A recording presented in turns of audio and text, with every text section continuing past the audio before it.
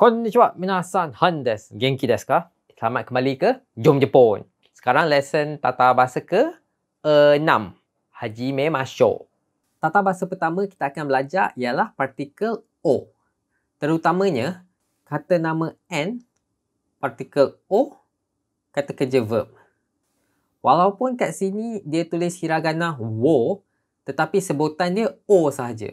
Kita jatuhkan w di sini. So, partikel ini digunakan untuk menunjukkan tindakan objek atau penerima tindakan tersebut. Contohnya, saya makan sarapan pagi. Kata kerja kat sini ialah makan. Dan objeknya ialah sarapan pagi. So, sarapan pagi ialah asagohang. Diikuti dengan partikel o.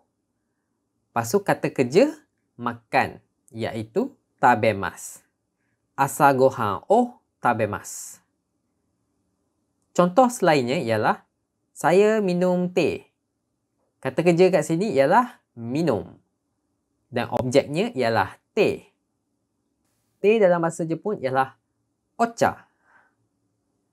Ocha o minum ialah nomimasu. Ocha o nomimasu. Contoh seterusnya, saya hisap rokok. Kata kerja kat sini ialah hisap. Dan objeknya ialah rokok. So, rokok dalam bahasa Jepun ialah tabako. Lepas tu, lagi sekali, partikel o. Kata kerja hisap ialah suimasu. Tabako o suimasu. Contoh terakhir, cara nak tanya soalan. Misal kata, awak makan apa? So, kita gantikan noun dengan apa, iaitu nani. Nani o tabemasu ka? Simple je. Tata bahasa seterusnya ialah noun, partikel o, shimasu. Perkataan shimasu di sini berbawa maksud untuk melakukan sesuatu. Tapi dia pun membawa maksud yang lain. Contohnya, bermain sukan atau permainan. So, bermain bola sepak. Mula-mula kita letak noun. Dalam ayat ni, noun ialah bola sepak. Atau Sakka. Sakka o shimasu. Bermain bola sepak. Ataupun kita boleh gantikan sukan dengan permainan lain seperti main kad. Kad ialah torampu. Torampu o shimasu. Maksud lain untuk shimasu ialah untuk mengadakan acara atau mesyuarat. Contohnya, mengadakan pesta. Parti o shimasu. Atau mengadakan mesyuarat. Mesyuarat ialah kaigi. Kaigi o shimasu. Dan maksud terakhir shimasu ialah untuk melakukan atau membuat sesuatu. Contohnya, buat kerja rumah. Ni setiap video kita buat kerja rumah sama-sama kan? So, dalam bahasa Jepun, kita gunakan perkataan shukudai. Shukudai o shimasu. Buat kerja rumah. Ataupun kalau nak kata buat kerja sebagai pekerjaan, di sini kita guna perkataan shigoto untuk kerja. Shigoto o shimasu. Sekarang kita akan belajar cara nak tanya nak buat apa. Corak ayat dia ialah nani o shimasu. So, contoh ni terang-terang kita kata nak buat apa. Dalam bahasa Jepun ialah nani o shimasu ka? Kita pun boleh guna corak ayat ni untuk kata masa lalu. Seperti, semalam awak buat apa? So, kita boleh mula dengan masa iaitu semalam. Kino. Kino nani o shimashita ka? Kita guna shimashita ka sebab benda ni dah berlaku semalam. So, kena guna past tense. Contoh lain, hari Selasa awak nak buat apa? Hari Selasa ialah kayobi. Kayobi wa nani o shimasu ka? Agak senang ya tata bahasa ni. So, kita teruskan kepada poin seterusnya. So, kita dah belajar guna perkataan apa, iaitu nan atau nani. Tapi bila kita perlu gunakan nan dan bila lebih sesuai untuk menggunakan nani. Nan hanya digunakan sebelum kumpulan suku kata ta, da atau na. Contohnya, ayat apa tu? Kita kata nan desu ka? So, perkataan des, dia datang dari kumpulan suku kata da. Des, da. Sampai tu kita guna nan. Nan desu ka? Contoh lain ialah frasa apa jenis. Dalam bahasa Jepun kita kata nan no. Sekali lagi, huruf no ni berasal dari kumpulan suku kata na. Nan no. Dalam lesen 21 nanti, kita akan belajar frasa ni. Macam mana nak kata. So, macam mana nak kata dalam bahasa Jepun ialah nanto iimasu ka? Nanto di sini, to ialah kumpulan suku kata ta. So, nanto iimasu ka? Nan juga digunakan sebelum kata bilangan. Contohnya, umur berapa ialah nansai. Atau berapa orang ialah nannin. Nin ialah kata bilangan untuk orang. Contoh-contoh lain ialah nanmai, nangai, nanyobi, nanji dan selain-lainnya. Okey, sekarang kita tengok kat nani pula.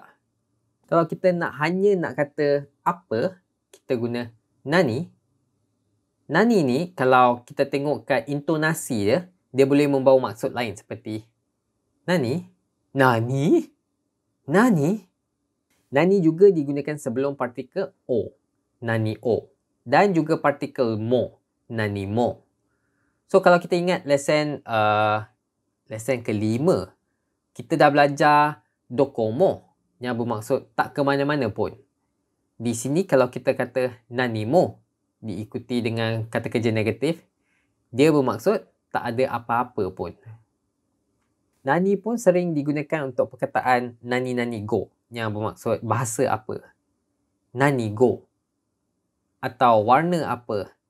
Nani iro. Iro di sini bermaksud warna yang kita akan belajar kat kelas yang akan datang. Tapi buat sementara ni, kita hafal ni untuk tahu bila nak guna nan atau nani. Tata bahasa seterusnya ialah partikel de. So, fungsi partikel de ni ialah untuk menunjukkan di mana tindakan itu berlaku. Kalau kawan-kawan ingat, dalam lesen tata bahasa sebelum ni, kelas kelima, kita guna de untuk menunjukkan kita guna kenderaan apa atau menaiki sistem pengangkutan apa. Macam bas ke, kereta api dan lain-lain. Sekarang pula, partikel de di sini, kita menggunakan untuk menunjuk di mana tindakan itu berlaku. So, corak ayat dia ialah noun untuk tempat atau lokasi. Lepas tu partikel de. Lepas tu kata kerja verb.